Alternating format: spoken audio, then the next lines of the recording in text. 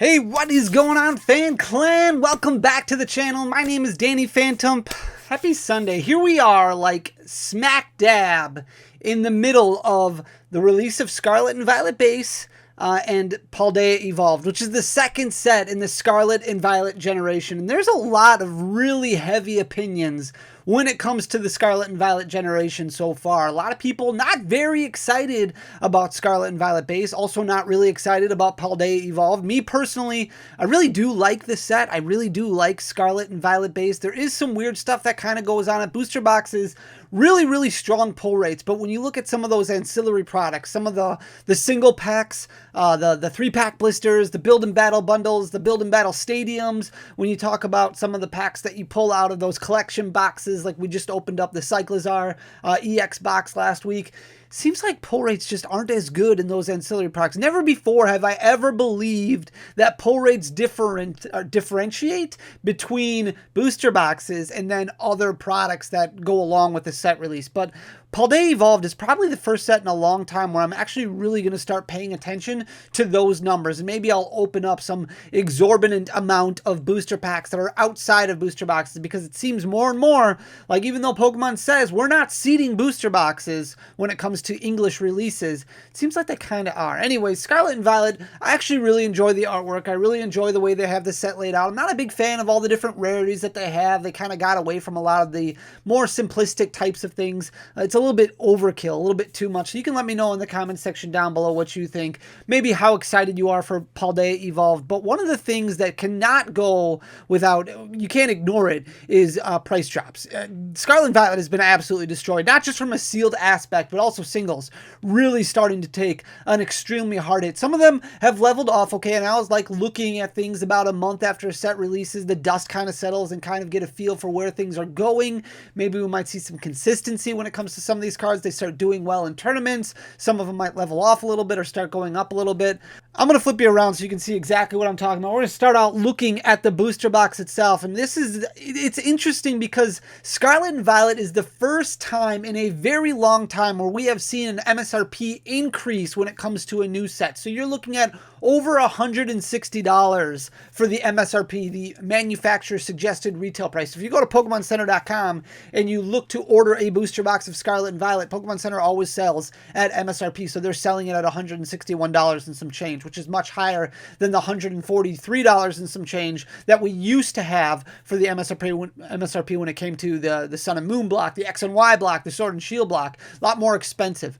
But booster boxes, drastically cheaper, and really cheaper than what we've seen in quite some time. If you look at booster boxes of Lost Origin, of Astral Radiance, even Silver Tempest, Brilliant Stars, those are all significantly higher than Scarlet and Violet. Even though Scarlet and Violet has a much higher shelf price than what those are, Scarlet and Violet selling for much cheaper. And with that MSRP increase, you also had wholesale cost increases. So LGSs are paying a considerable amount more for these booster boxes, whereas before they might be buying booster box for $80, $82, somewhere around there. That was about wholesale cost during that Sword and Shield block. Now they're looking at $90, $92, $95 in a lot of cases. So when you have a market price of about $112, which is what we're looking at right now, this set has continued to just decrease, and wholesale costs looking at about $95 for a lot of storefronts when you factor in $10 of shipping, when you factor in fees and things like that.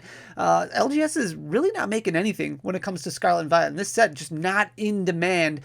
Curious to see your reasoning why, but you can tell right here as we look at the graph, February, March, April, not too bad as far as booster box prices go. You can see $128.96 was kind of the going rate right before the set came out, which was at the end of March of 2023. So right around the middle of March, it was selling for right around $130, and then it released and slowly started to decline a little bit. We talked about this theory about a week and a half ago when it comes to big box stores starting to sell these booster boxes. Amazon.com right now selling a Scarlet and Violet booster box for $112, $113 shipped, which is absolutely crazy. That's sold and shipped by Amazon. So these big box stores, big box retailers starting to have product at a much cheaper wholesale cost than what a lot of LGSs would be ordering them from distributors.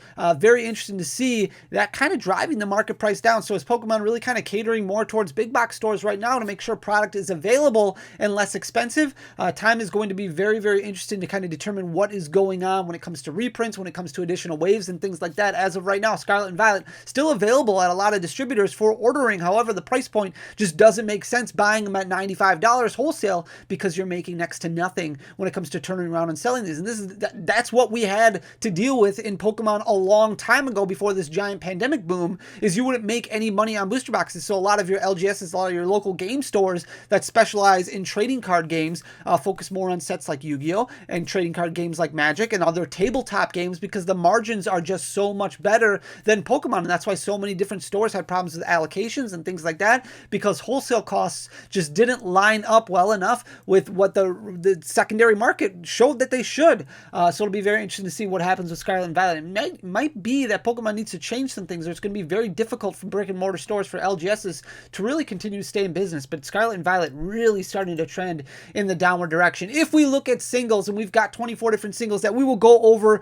in the blink of an eye. We'll go over them pretty quickly here, but just kind of screenshotted opening day prices. I really wanted to get a good feel for this set. So I screenshotted TCG Player market prices as soon as the set dropped on that Friday, when LGSs and secondary markets who don't have a brick and mortar could also start selling on TCG Player, because that's going to give you a good quantity number of products available. So that really kind of determines where the market is. So you can see this Arven full art right away that we're looking at that had a $10.65 market price. That was on opening day of release, actual release day, which was March 31st. The current price, so if you go look on TCG Player right now, the current price of this product is $6.55. So on April 6th, it dropped 35.87%. So about a week after release, we like to go and look at where the dust is kind of settling, see how big of a hit a lot of these singles take. This Arven full art, for example, took about a 36% hit opening weekend. Now it's only dropped 4%. Arven, not too bad when it comes to competitive play, so it hasn't dropped that much. You're only looking at about an additional 4%, which actually isn't that bad. Decent legs for that Arven right there. If you're looking at Spidops EX, this special illustration rare, and one of the big indicators on Scarlet and Violet is the easiness to pull some of these special illustration rares. It's nothing like what we saw in Sword and Shield when it comes to some of those alternate arts, some of those harder to pull cards. Special illustration rares, very easy to pull, closer to 2 per booster box, which definitely drives that price down quite a bit. Opening day for Spidops EX, this card was selling at $9.98. Currently, it's selling at $4.17. It's absolutely insane to even think about a special illustration rare selling for only $4. This dropped 48% in its first week, and then since then, it's dropped an additional 20% on top of that. So continuing to go downward, $4.17. If we're looking at Team Stargrunt, this is our first look at a full art supporter, which seems to have the exact same pull rates as a full art rare or a double rare, whatever they're called in Scarlet and Violet. Full art supporters have the same pull rates, it looks like. This one was selling for about $10 on opening day, dropped right away 65% very quickly within the first week. Currently, it's selling for $3.08, so it's dropped another 10% on top of that. It'll probably go down a little bit more, but $3 for a full art supporter, I don't know if it's going to go too much lower than that. If we're looking at the Terra Arcanine, or Arcanine, however you want to pronounce it, opening day, this was selling for $15.22. This one a little bit more difficult to pull, it seems. This one and the Gyarados EX, this one did go up a little bit that opening week. So on opening day, it was selling for $15.22, jumped up to about $15.77, which was a 9% increase. It's only dropped 5% since then, so it's only dropped a little bit. Currently selling at $15.77. The full art Penny was selling for about $15, $14.50 opening day. It had a decent size drop within the first week of 46%, but it's gained a little bit back. Penny, not too bad when it comes to competitive play either. This full art variant, a little bit more popular than some of the others, currently selling for $8.81, which is about a 13% increase now over the past month. The basic lightning energy, or the hyper rare lightning energy, whatever you want to call it, this was selling for $13 opening day, dropped 15% within the first week, which isn't too bad. Currently, it's selling for $7.71, which is an additional 30% drop after that opening week. That's fairly significant over the past month. However, lightning not really super popular right now in competitive play. Miraidon EX does do a little bit of damage, but not enough where it's really, there's just so many secret rare energy cards out there right now. I think that's really kind of what's causing a lot of those to fall down in price. If we look at the full art Gardevoir, this one was selling for $18 opening day, dropped almost 40% within the first week. Now it's selling for $9.38, which is a little bit interesting when you compare it to some of the other heavily played full art cards that we've had in the past, like Palkia, or not Palkia, but like Giratina. Giratina is the one that I was looking for. Arceus is the one that I was looking for. Some of those did a little bit better within their first month. This one has already dropped to $9.38. It's taken an additional 16% drop over the past 4 weeks. If we look at the secret rare, hyper rare, rare candy, this one was selling at $17.17 opening day. It dropped about 44% within a week. That was fairly significant. It's only dropped about 3% after that, so not too bad, sitting at $9.28 currently. The Miraidon EX, this one took a huge hit over the past month. So you can see selling for about $16 opening day, dropped about 12% in its first week. And then that's not bad. That's actually a fairly decent drop, especially for the first week. Now it's fallen all the way down to $6.50. Definitely has fallen out of favor in a lot of competitive decks. I think that's part of the reason that it's crashed so hard. But you're looking at about a 54% drop over the past 4 weeks, which is very, very substantial. The Nest Ball has done okay, not bad, considering the fact that this is played in just about every deck right now when it comes to searchability options for competitive play. This one was selling for $23.73 opening day. It did drop fairly hard over that first week, about 30%. Now it's currently selling at 16.67%, so it's actually pretty much level over the past month. Here's that Gyarados EX that we were talking about before. It was selling for $23.23 opening day. It's currently selling for about $20. It dropped, or went up 14% within its first week. Now it's dropped a little bit since then, about 24%. So overall, not too bad of a drop ever since the set actually released. Professor's Research, this is the more expensive one. This one actually isn't doing too bad at all. This one was selling for $19.55 opening day. It did drop now to $13.67, but you're looking at about a 34% drop within its first week, which isn't bad. It's gained about 6% since then, which is actually fairly strong. Here's a special illustration rare Arvin. This one took a really big hit that opening week. You can see opening day it was selling for $26.65, and then it dropped 56% within the next week. Currently, it's selling at $8.98, which is an additional 23.25% drop over this past month here. Here's the special illustration rare Jacques. That one was selling for about $25 opening day. It dropped 72% within the first week, which is absolutely huge. You don't see drops like that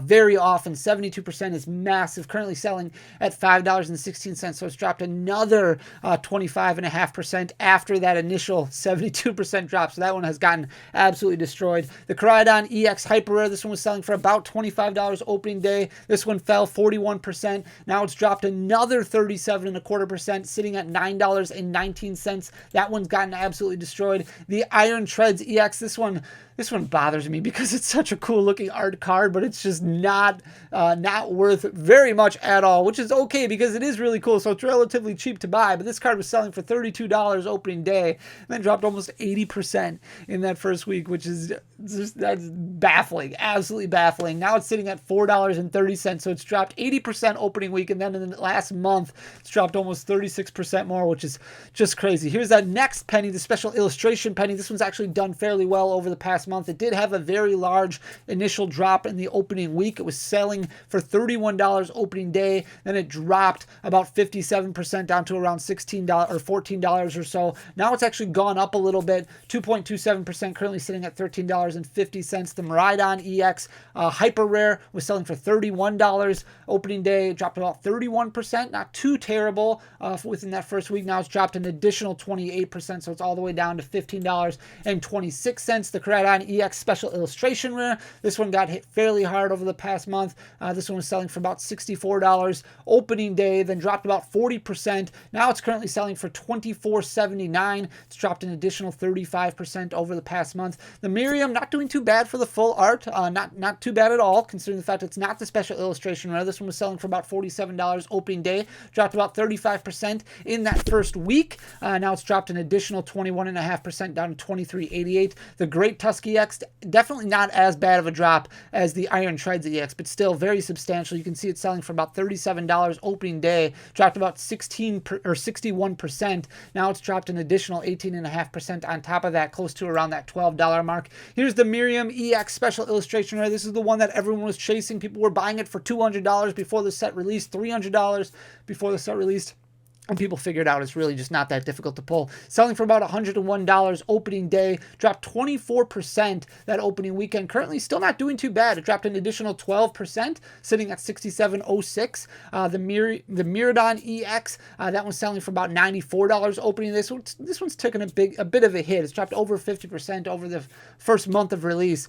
Dropped about 35% within that first week. Now it's sitting at $43.79, which is an additional 29% of a drop over the past month. The Gardevoir EX, really cool looking card, has taken a bigger hit than the Ralts and the Curlia, which is the pre-evolutions of Gardevoir EX. You can see it selling for about $74 opening day, then dropped about 37% that first week. Now it's currently sitting at $37.72. That's an additional 19.25% that has dropped over the past month, which is absolutely insane. Lots of these really huge drops that we've seen over the past month. So it'll be interesting to see if these kind of level out a little bit, but maybe time to start looking at picking up some of these. Might go down a little bit more. But more curious to hear what your thoughts are on why this set is dropping, why this set doesn't necessarily intrigue you as much as what you saw from the Sword and Shield set. A lot of people complained about pull rates. Personally, I like the fact that these are a little bit easier to pull, but I also understand that it does diminish the value greatly, diminishes the chase greatly. You're not opening as many packs searching for that Giratina or that Umbreon VMAX, so does that take a little bit away from you? It's just